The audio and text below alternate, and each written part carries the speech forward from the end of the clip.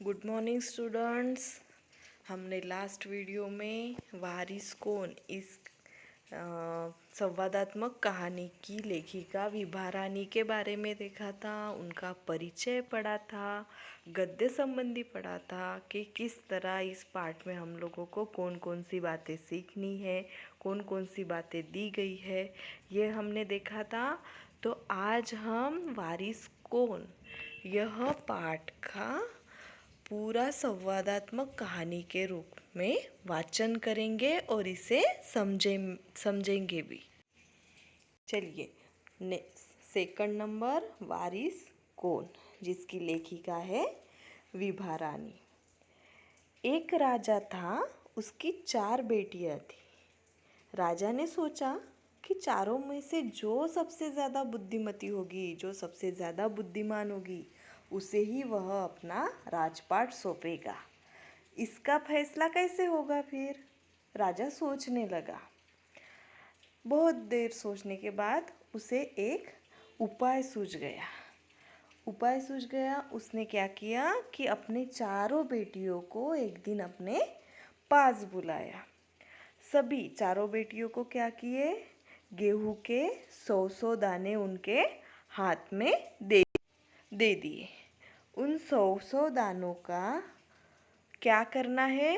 आप लोगों को 5 साल ये दाने संभाल कर रखने हैं, ऐसे राजा ने उन अपनी चारों बेटियों को बता दिया। और साथ में ये भी बताया कि जब मैं 5 साल बाद ये गेहूं के दाने वापस मांगू तो आप चारों को ये दाने मुझे वापस देने हैं। गेहूं के दाने लेकर चारों बेटियां, चारों बहनें अपने अपने कमरे में चली गई। इसमें से जो सबसे बड़ी वाली थी, उसने क्या किया? गेहूं के दाने खिड़की के बाहर फेंक दिए और सोचा, आज से 5 साल बाद पिताजी को गेहूं के इन दानों की याद रहेगी क्या? और जो याद भी रहा तो क्या हुआ, भंडार से लेकर दे दूंगी, ऐसा सोचा बड़ी बेटी ने। फिर आया दूसरी बेटी का नंबर। दूसरी बेटी ने क्या किया? चारों दाने चांदी के डब्बे में डालकर उसे मखमल के थैले में बंद करके अच्छे से सुरक्षा से अपनी संदूकची में डाल दिया। मतलब छोटी सी संदूक थी उसकी, उसमें उसने एक चांदी के डिब्बे में मखमल के कपड़े से बांधकर अच्छे से रख दिया और अपने काम में लग गई। फिर आया तीसरी बेटी का नंबर। तीसरी बहन, उन चारों बहनों में से तीसरी बहन सोचती रही कि मैं इन 100 दानों का क्या करूं, इन 100 गेहूं के दाने का मैं क्या करूं। तीसरी सोचने लगी, शायद वो कुछ तो भी अनोखा करने वाली थी, इसलिए वह सोच रही थी। फिर आई चौथी बेटी का नंबर आया।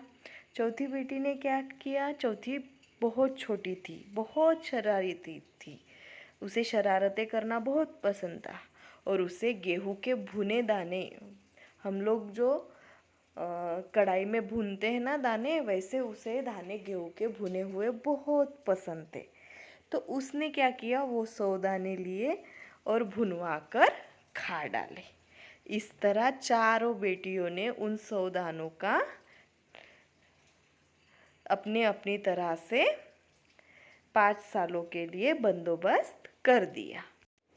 लेकिन इनमें से जो तीसरी राजकुमारी थी, उसको इस बात का यकीन था कि पिताजी ने ये दाने यूं ही नहीं दिए हैं, इसीलिए वह सोच रही थी ज़रूर इसके पीछे कोई तो भी पिताजी का मकसद होगा।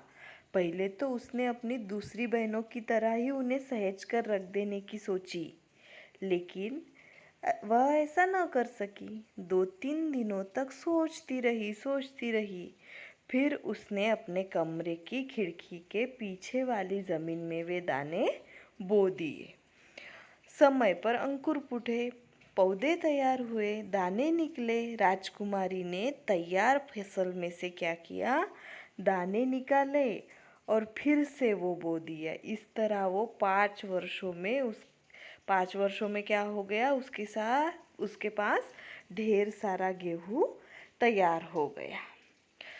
5 साल बीत गए। 5 साल बाद राजा ने क्या किया, फिर से अपनी चारों बेटियों को, उन चारों बहनों को अपने पास बुला लिया।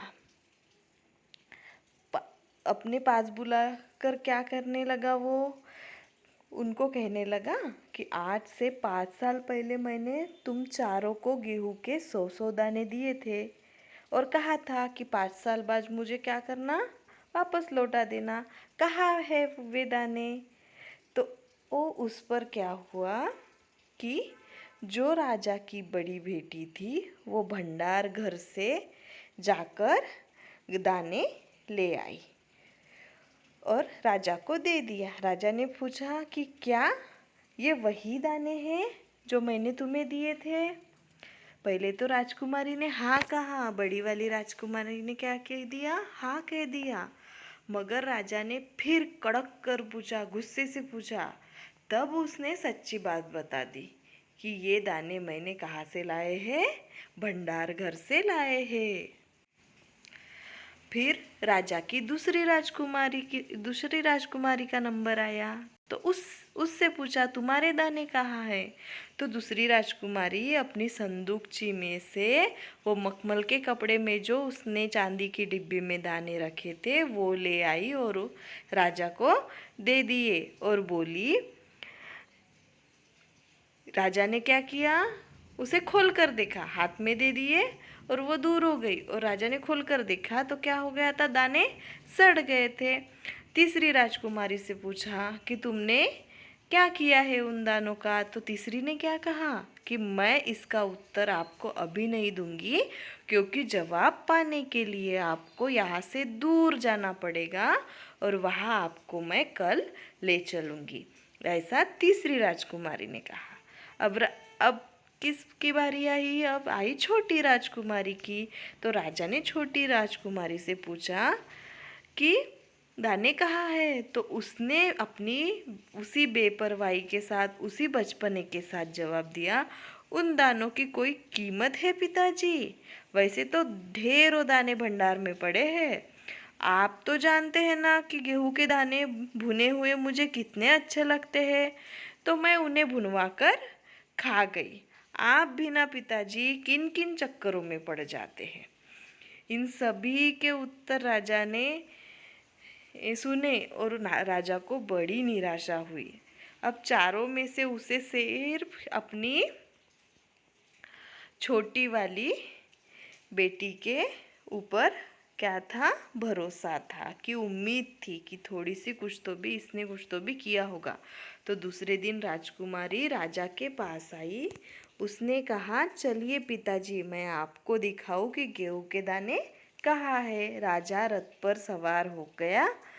रथ महल नगर पार करके खेत की तरफ चल पड़ा। राजा ने पूछा, आखिर कहाँ रख छोड़े हैं तुमने वो 100 दाने? इन 100 दानों के लिए क्या तुम मुझे कहाँ कहाँ के चक्कर लगवाओगी? तब तक रथ एक बड़े से हरे भरे खेत में आकर रुक गया था। राजा ने देखा सामने बहुत बड़े खेत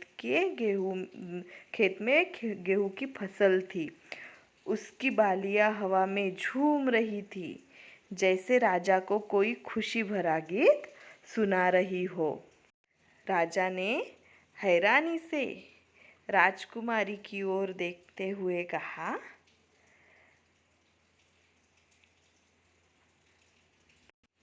कि क्या ये है वो दाने? तो राजकुमारी ने कहा, पिताजी, ये है वो 100 दाने जो आज लाखों लाख दानों के रूप में आपके सामने हैं।